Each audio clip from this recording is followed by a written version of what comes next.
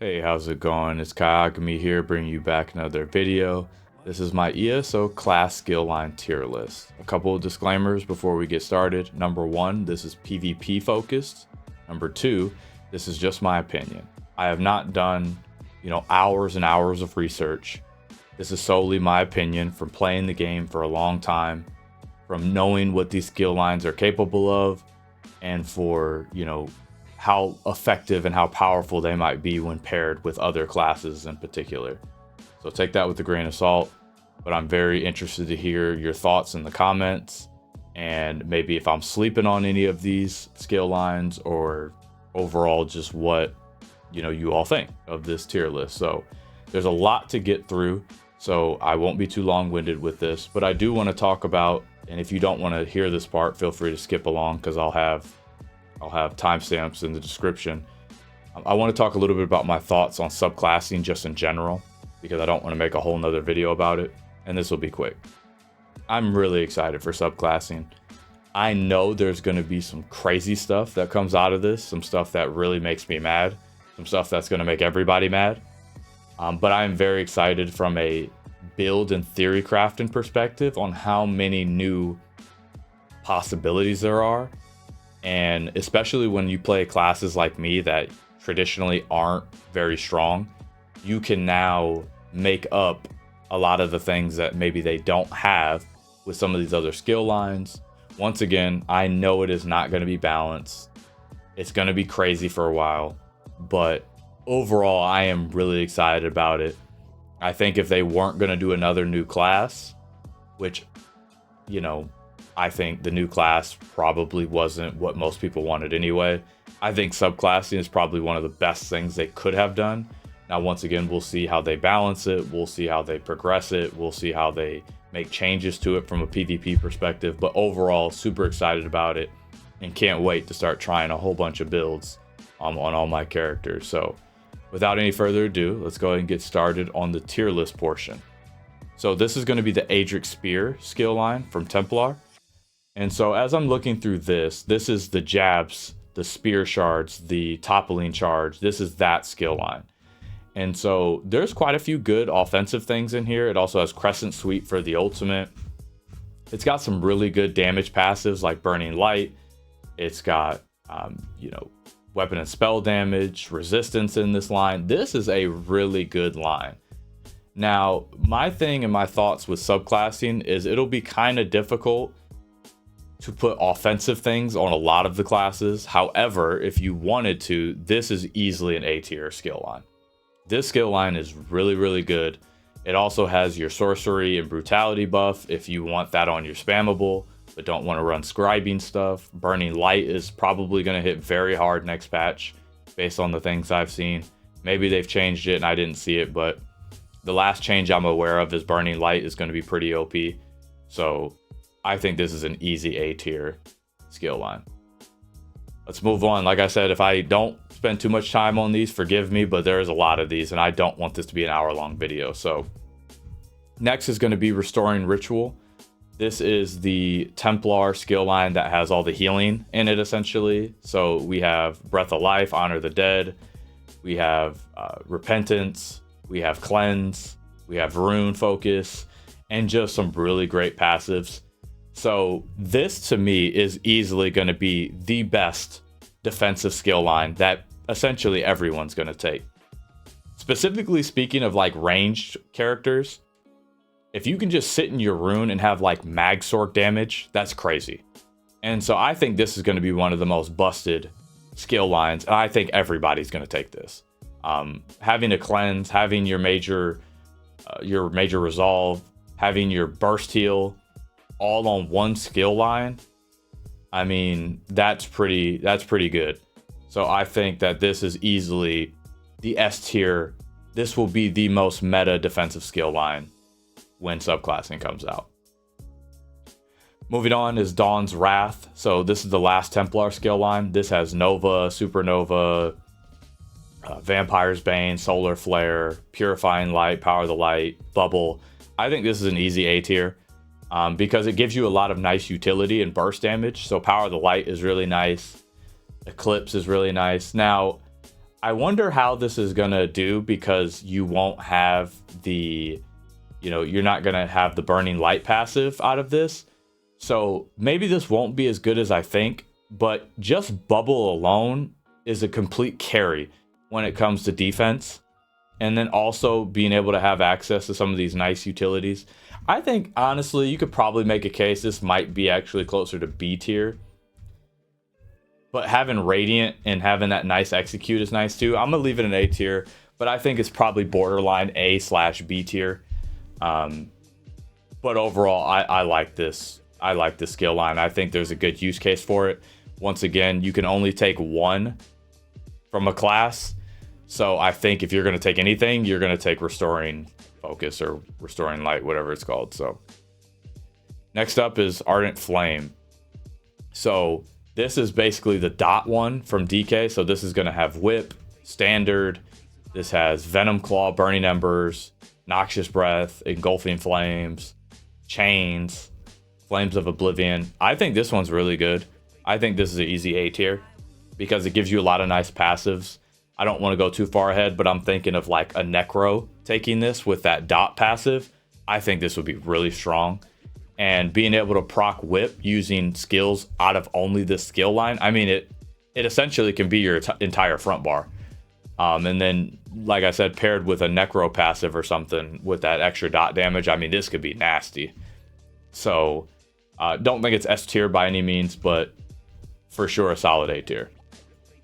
Draconic Power is the next one. So this is the Dragonite one that has Leap, it has Armor, it has Dark Talons, it has Coagulating Blood, Wings, Inhale, all that good stuff. This one's probably B, maybe C tier. Honestly, this one just isn't very good because there are way better heals. So Coag is a nice heal, but it doesn't heal your, any partners or any group members or anything like that. I think Burning Talons and stuff is it's really expensive and hard to sustain, and it has a very specific use case. Leap is a really great ultimate, but there are a lot of good ultimates in the game. And then Armor, with it having a 20-second uptime, it's one of the worst armors in the game for the simple fact you have to cast it the most. Obviously, it's not the worst skill in the game, or the worst armor skill, maybe, so to speak, but because I think that and Hurricane are the only ones with 20 seconds. I couldn't see why you would run this. And I'm looking at the passives. It's just block, additional healing, health recovery, which is non-existent in PvP anymore, and then resistances. And it's like, to me, that doesn't seem worth it. So I think it's probably B, maybe even C tier. I think I actually like it in C tier, if I'm being honest. So Earthen Heart, the last Dragonite one. So this is going to be Corrosive, Stone Fist, Molten Armaments, Igneous Shield, Fossilize. This is an easy A tier. Having Fossilize, Corrosive, Obsidian Shield, Molten Armaments. It also has the Minor Brutality passive in here. It's the one that has, and I know they're nerfing it pretty good, but when you activate an ultimate, getting resources back. Yeah, I think this is a really, really good skill line. Once again, I don't think it's S tier for the simple fact of it has to be on the level of Restoring Light.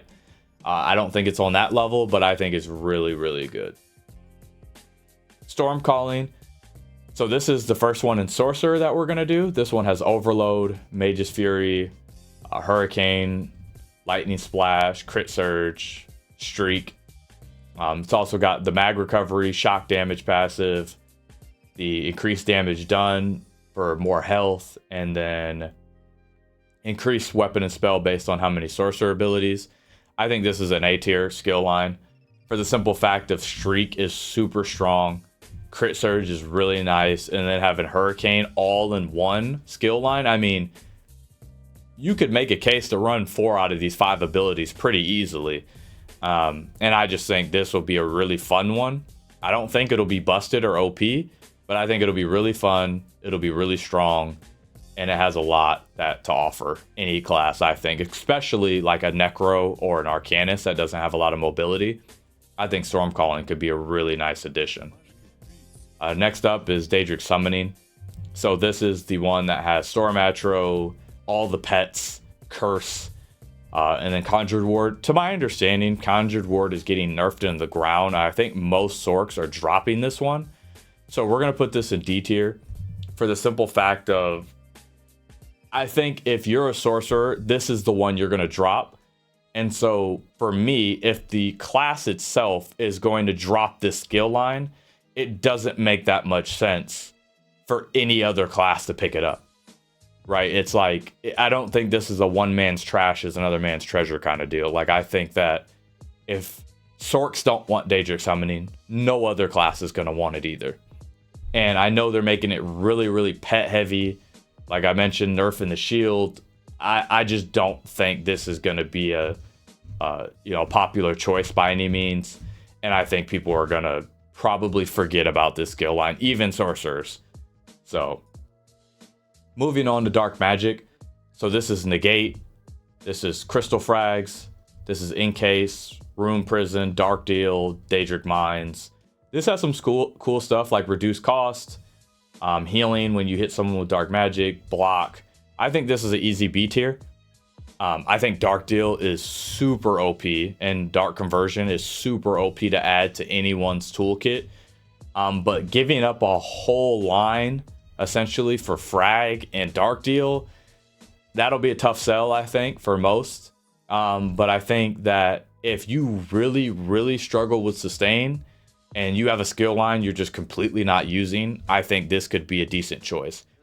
This is probably somewhere in between B and C, but I like it in B tier just because I think it's better than this one. So take that as you will. Moving on now to Nightblade. So the first one up is Assassination. This is the one with Incap. This is Assassin's Blade, Killer's Blade. This is Lotus Fan. This is Blur and Merciless Resolve. Must I say more? This is an S tier.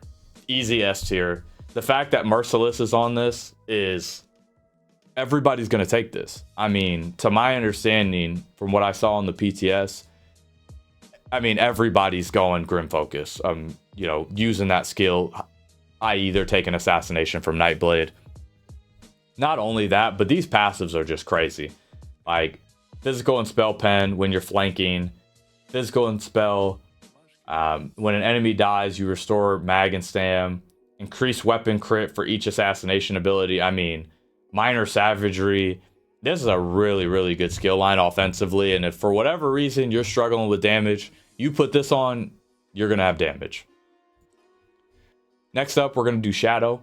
So this is the Nightblade defensive, essentially, skill line.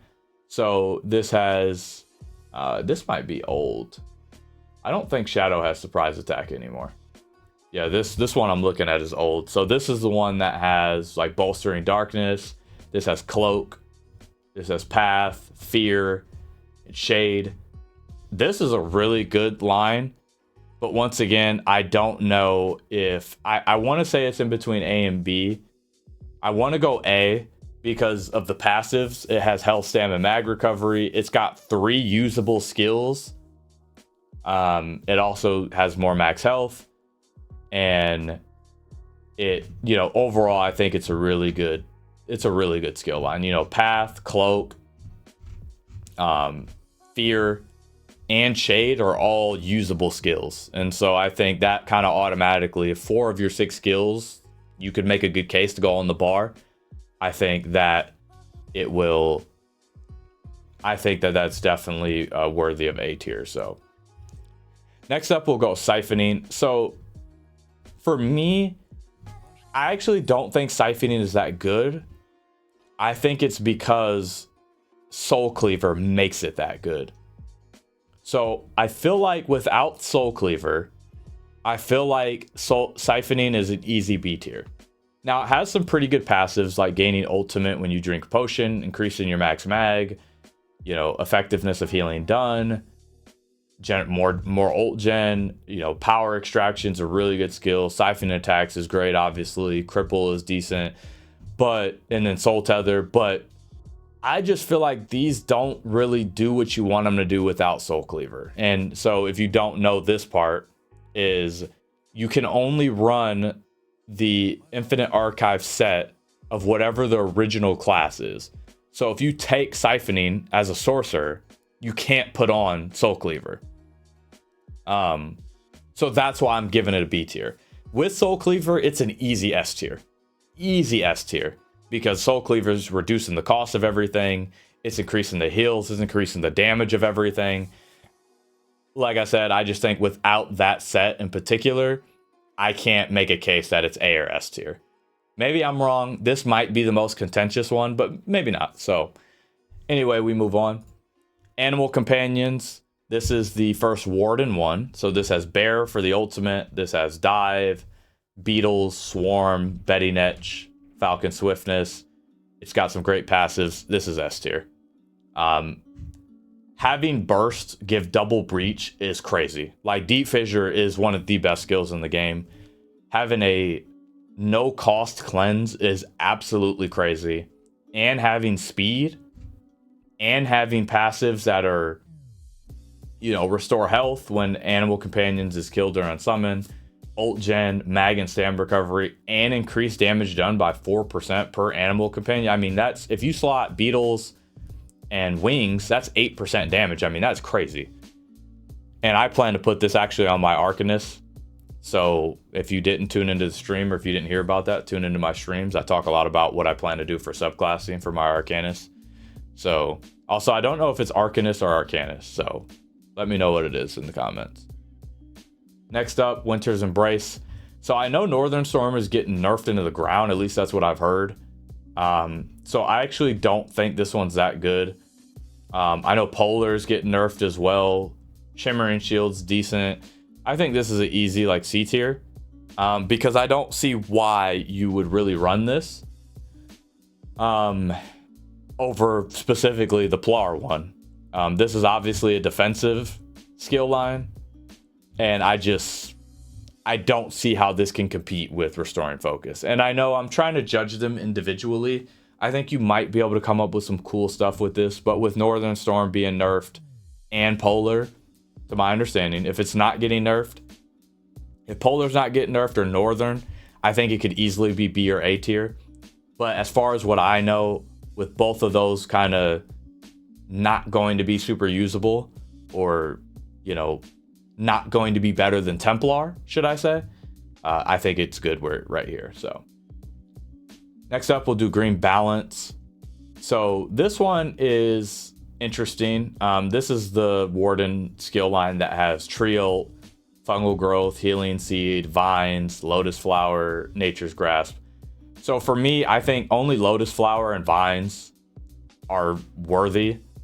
And for me, I think that easily makes it C tier. I only think there's like 2 decent skills. And then the passives are very contingent on running like all of these abilities. And you just don't. You know, the Minor Toughness is pretty cool. And I think that's fine. But at the end of the day, people are running such high health anyway. It's like, that doesn't really matter.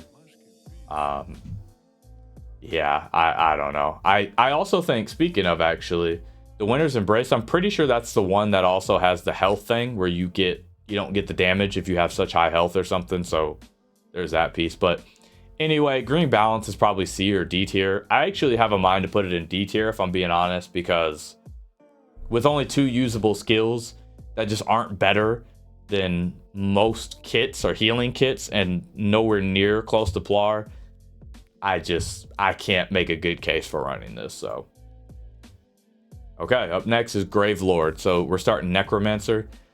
This is the skill line that has Colossus, Flame Skull, Blast Bones, Boneyard, Skelly Mage, and then Siphon. So this is a good line, especially because it has the critical strike chance when people get low. It has Spell and Physical Pen just for slotting ability, one of these abilities, and it has Rapid Rot, which is the 10% dot damage. I think this is an easy A tier. And then Colossus is amazing. And then it also gives you pets. It gives you Blast Bones. I mean, I think this is a really good one. I honestly think this could be S tier, but it's not better than Animal Companions or Assassination. I like it in A tier a lot. If I had to put it anywhere, I think it goes over like here. I think it's better than all of these for the most part. So it's probably an A+ tier if I had to, you know, give it a tweener grade, but I like this skill line, and I think it has a lot of good use case.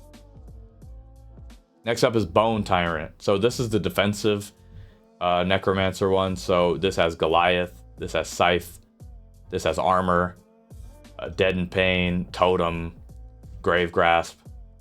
This one's okay, especially because you can't run. Now I like this one, but because you can't run not Corpse Buster, what's that one? Nobility and Decay. I don't think this is actually that good. Now, as a necromancer, when you can run Nobility and Decay, this is nasty. This is a really good skill line, but without being able to run that set, it's kind of just like siphoning, is you lose so much, and there are so many better options when it comes to defensive that I can't see this one. You know, I can't see this one, and maybe B tier. I don't know. I like it here though, but I can't make a good case for this one over either Shadow or Templar. The next one is going to be Living Death. So this is kind of like the utility / healing skill line of Necromancer. So this is going to have Result, Resistant Flesh, the Cleanse, Life Amid Death, Spirit Mender, and Restoring Tether. I like this skill line a lot. I really do. I want to go B tier with it. Spirit Guardian is not what it was. I'm just going to put that out there right now. It's just not. But I love Resistant Flesh. I actually think Resistant Flesh is the best heal in the game. Other than Soul Cleaver, Siphoning, Healthy Offering. Other than that, I think Resistant Flesh is the best heal in the game. And with that, and then Tether is also super nice for sustain and a no cost hot, which is, you can't beat that. You also get increased healing done just by having a negative effect on you. You get critical strike chance with healing abilities, 20% based on how low you are. You get, 5 ult when you use ability on a corpse, and you get, health mag and SAM recovery. So I think this is a really solid skill line, and while it may not be the best, I think there's some really good use case for it. I might even like it in A tier if I'm being honest, but I'll leave it where it is for now. Curative Reforms. So this is now we're with the Arcanist skill line. So this is like their healing line. This has that Glyphic ult, Rune Mend, the Healing Beam, the shields you can put on other people, Arcanist Domain, and then the Portal. I'm going to be honest, this is the worst. This is the worst skill line in the entire game. Now, for a Arcanist specifically, because everything is so contingent on Crux, making your heal, having your heal generate Crux, getting the damage shield buff can be really nice, but it's just not a good line. I mean, it's hard to make a case to run any of these skills on your bar from a PvP perspective, unless you're a healer. Maybe the Healing Beam is good, I don't know, but I feel like it's just not. I feel like because you have to channel it, there's so much better things you could be doing than just sitting there hitting a beam on somebody. So that's just my thoughts. Feel free to let me know your thoughts on that. I think that's the worst skill line in the entire game, and they need to buff that, and they need to make some changes to that, because this is what makes Arcanist not very good. I don't want to go down Arcanist. It's my new main, so bear with me. I get a little salty about it, but anyway, we digress. We move on. Next is Herald of the Tome. So this is the damage skill line for Arcanist. This is going to have the King's Tide or Tide of King's Gaze. This is going to have the Rune Blades, the Damaging Beam, the Tentacle, the Major Sorcery Brutality buff skill, and the Dot. It's got some really good passives too, with like crit damage and healing, having mag stam, recovery, weapon and spell damage. It has status effect, effect chance, and then just pen. So I think this is a good skill line. I don't know if I want to go B or A. I think it's better than these, so I'll go A tier on this one. From a damage perspective, it's not going to be better than Animal Companions or Assassination. I think it's probably slightly below this one for Necromancer, but probably on par with this one and this one, these three. So I think it's good. I think it can be used in a cool way. I don't think it'll be a lot of people's first choice, but I think it's good enough to make a case for it. Especially with that one skill where the Tome Bearer's Inspiration, which is you just have it on your bar, you get sorcery and brutality. I mean, that's a cool skill. And I think it's like the only one that's like that from a major brutality aspect. I could be wrong, but I think it's the only skill that's like that. And then last but not least is Soldier of Apocryphi. This is the defensive skill line for the Arcanist. So this is going to have Shield, the Runic Jolt skill, the other so the ultimate shield, the bubble shield, whatever, the regular shield, the Cruxweaver armor, the Runic defense. I think this is actually a good skill line. And then it also has like the charm stun. I think this is a good skill line. I think it's right on par with like something like this from a defensive standpoint. And I think it's pretty good. And, you know, you can gain ultimate by consuming Crux. Now, that's the problem with all these Arcanist lines, is that they are very contingent on building Crux. So I really think it's a hard sell to kind of like get anybody to use these. But Cruxweaver armor is really nice by giving minor breach, you know, just for being attacked. And then having that AoE shield, I think is super nice. Or the shield that does damage back is also really cool and can, you know, cause some chaos there. But anyway, this is my tier list. This is kind of where I have everything. Once again, we will see kind of what happens as the patch goes on, and we'll see what becomes the meta, what people are using, what, you know, is having the best effects from a defensive standpoint, from a sustain, from a damage standpoint. We're going to find all that out. I don't think playing on the PTS is enough to give a good, real opinion, because you're not playing against most of the game. Like, most people don't go on the PTS. So we'll see. But once again, I'm really excited for this. I think there's going to be so many build combinations, and I'm really excited to see what people come up with. I know me, I have a few things in the vault that I'm working on. And so in due time, you all will be able to see what that's looking like. Join the Discord, and you can talk to me the most there. I don't really look at my comments after like the first few days that something is posted, if I'm being honest. So join the Discord. Hit me up in game if you're on PCNA. Join my guild there too.